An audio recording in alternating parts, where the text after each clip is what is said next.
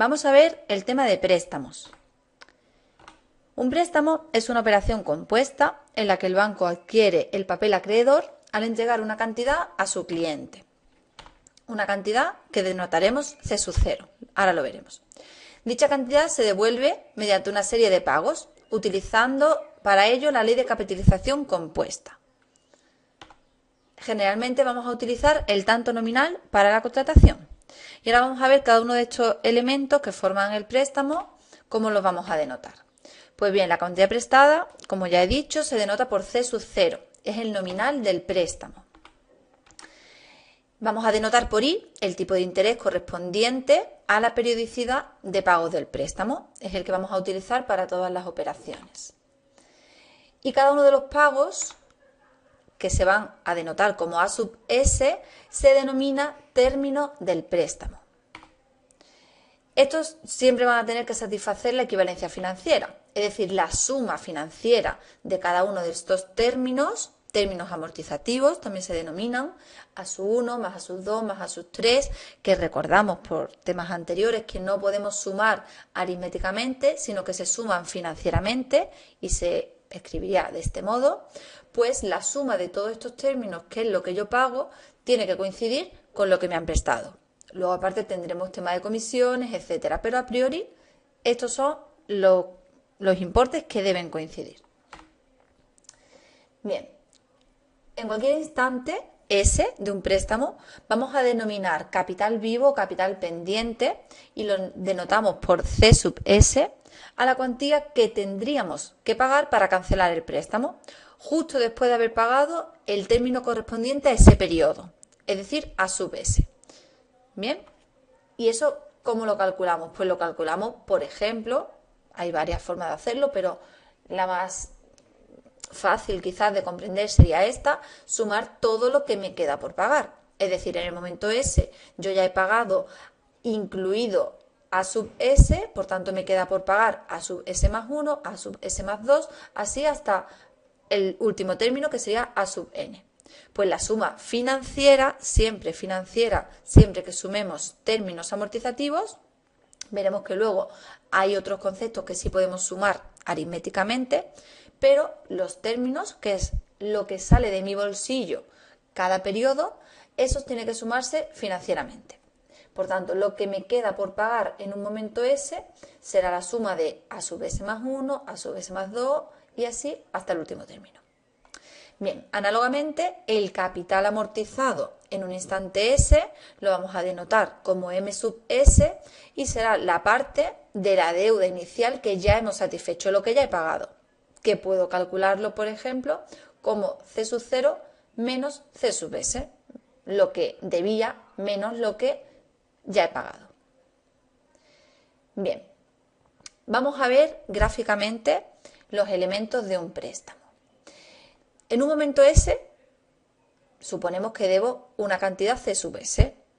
Pues bien, en el momento S más 1, si yo no pago nada, evidentemente debo más dinero, porque la cantidad hoy no tiene el mismo valor que una cantidad dentro de un año. Por eso deberé más dinero. ¿En cuánto incrementa mi deuda? Pues incrementa en multiplicarlo C sub S por 1 más I.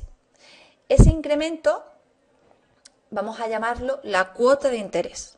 Lo que yo pago de más, ¿verdad? En vez de pagar C sub S tengo que pagar algo más, que va a ser C sub S por 1 más I, pues esa diferencia entre esas dos cantidades lo vamos a llamar la cuota de interés. Es lo que pago en concepto de intereses. Bien, y si hemos dicho que es la diferencia entre C sub S y C sub S por 1 más I, pues la calculamos de ese modo. La cuota de interés correspondiente al periodo S más 1 va a ser C sub S por 1 más I menos C sub S.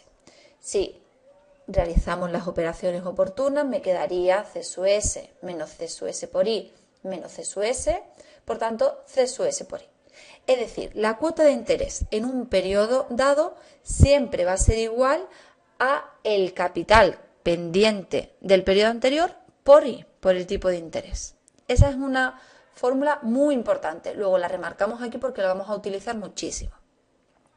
Bien, Si pagásemos solamente esa cuota de interés, si yo en el periodo S más 1 solamente pago lo que ha incrementado de C sub S a C sub S por 1 más I, lo único que estaría pagando es los intereses. Luego, si quiero amortizar, quiero quitar parte de lo que me han prestado, deberíamos pagar un poquito más. Si no, siempre voy a seguir debiendo lo mismo. Si yo pago solamente la cuota de interés, en el periodo siguiente sigo debiendo C sub S. Hay algunos tipos de préstamos que consisten en hacer los pagos de ese modo, que lo veremos en otro vídeo. Pero si yo quiero ir amortizando algo del préstamo, de lo que me han prestado, debo pagar un poquito más. Entonces, lo que yo pagaría, lo que saldría de mi bolsillo, vamos a llamarle término amortizativo, como hemos visto antes, A sub S más 1. Bien, entonces, ahora ya sí, si a lo que yo debo en el momento S más 1, que es C sub S por 1 más I, le restamos lo que he pagado, ahí tendremos C sub S más 1, que es lo que debo en ese momento. En el momento S más 1 debo, pues, lo que debía, a lo que ascendía mi deuda, si no pagase nada, menos lo que he pagado.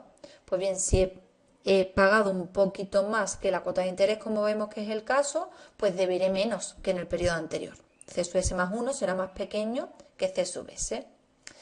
Bien, por tanto, vemos que A sub S más 1 podemos escribirlo de este modo, ¿verdad? Si sacamos de aquí, lo sacamos de la ecuación y despejamos, me quedaría C sub S por 1 más I menos C sub S más 1. Lo hemos sacado de esta ecuación simplemente, para que veamos otra ecuación muy importante que nos va a servir para resolver muchos problemas. Si de aquí desarrollamos la ecuación, pues tenemos C sub S por I más C sub S menos C sub S menos 1, ¿verdad? Lo hemos reagrupado, pero lo único que hemos hecho es deshacer los paréntesis, ¿verdad? Y agruparlo de otra forma. Pues bien, este C sub S por I no es más que lo que ya hemos visto aquí, la cuota de interés. La cuota de interés en el momento S más 1, I sub S más 1. Y esto que tenemos aquí, la diferencia entre lo que yo debía en el periodo S y lo que yo debo en el momento S más 1, le vamos a llamar cuota de amortización. Cuota de amortización en el momento S más 1. Y esa diferencia ya veremos que sí se puede sumar aritméticamente, porque ahí ya sí los intereses se han tenido en cuenta de una forma aparte. Bien, por tanto, el término amortizativo A sub S más 1 va a ser igual a la cuota de interés en S más 1 más la cuota de amortización en S más 1.